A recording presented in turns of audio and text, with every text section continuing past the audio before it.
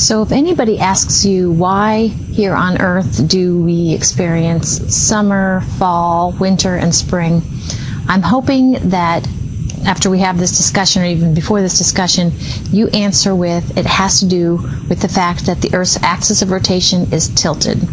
Specifically, like this says, it's tilted an angle of 23.5 degrees from being perpendicular with the plane of the ecliptic. Okay, 23.5 degrees. And I'm going to kind of reinforce that, but because of its tilt, and I'll show you here in a minute, we've talked about the fact that we get a different amount of energy through our atmosphere and per square surface area, depending upon the angle that the sun makes with our horizon. And so related to that, actually, as the Earth's tilted axis of rotation keeps its tilt, okay, that's what changes the angle of the sun's incoming radiation to at different lines of latitude throughout the year. So I hope I'll convince you of this. So the reason, if I ask you on the test, on that Unit 1 exam, why do we have seasons? The answer will be something like this, that the Earth's axis of rotation is tilted. All right, so a pretty good figure here. We have, I'm going to show the Earth in 4 locations as the Earth orbits the sun. And I'm going to start with spring. Yay, I love spring. Okay, so just to kind of draw your attention to a few things here. Notice that here is the Earth's North Pole, here's the Earth's South Pole, and so the Earth is spinning on its axis in a tilted fashion like that. Now this is here in the spring, about March 21st, 22nd, is one of the 2 equinoxes. And I don't know if I can convince you of this, but actually, as the Earth is here and as it spins on its axis, at all lines of latitude, they all get 12 hours of daylight and 12 hours of nighttime. It's called an equinox. I mentioned in just the section right before this those important lines of latitude, and you can see those important lines of latitude drawn on here. This line right here is the equator, and then in each hemisphere we have 2 important lines of latitude. In the northern hemisphere we have the Tropic of Cancer, about 23.5 degrees north, I should say, at 23.5 degrees north latitude, and we have the Arctic Circle up here, 66.5 degrees north latitude. Down the southern hemisphere, we have the Tropic of Capricorn at 23.5 degrees south latitude. Going down to 66.5 degrees south latitude, we have the Antarctic Circle. Okay, so that is the position of the Earth about March, spring equinox. Well, let's see, if we're going to break it into quarters, and it takes 12 months to go around one orbit, 12 divided by 4 is 3, so 3 months later, so that puts us at June 21st, 22nd. This is our first solstice on this figure.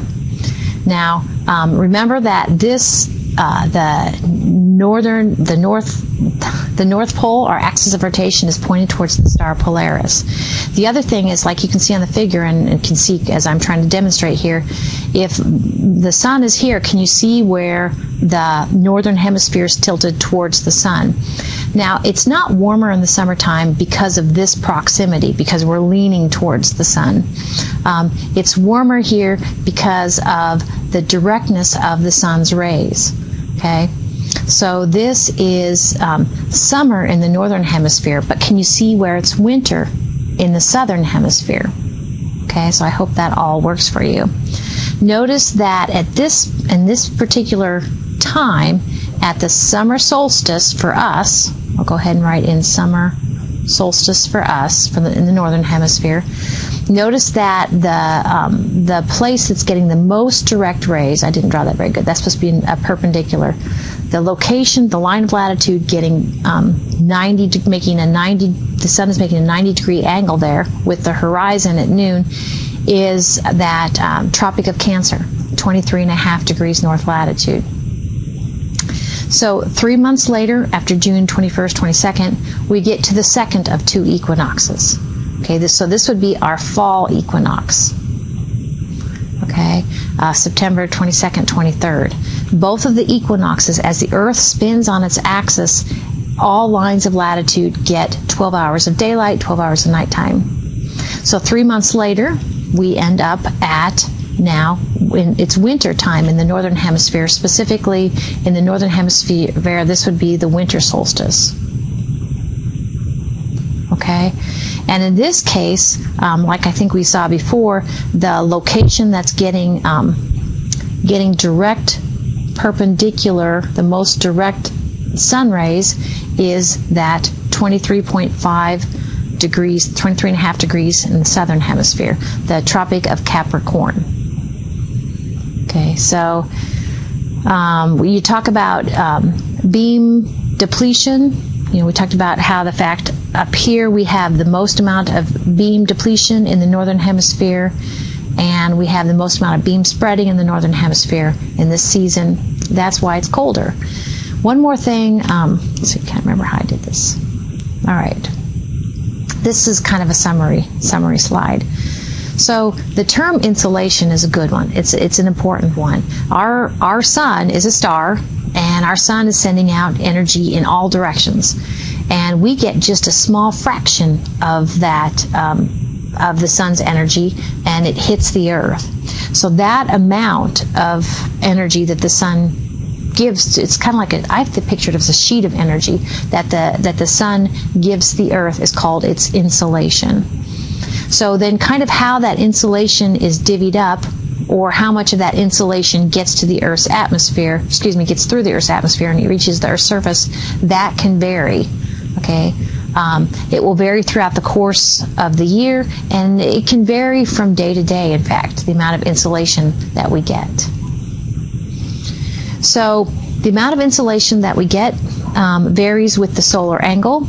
The greater the solar angle, the more direct the rays, okay, then the more insolation a location is going to get.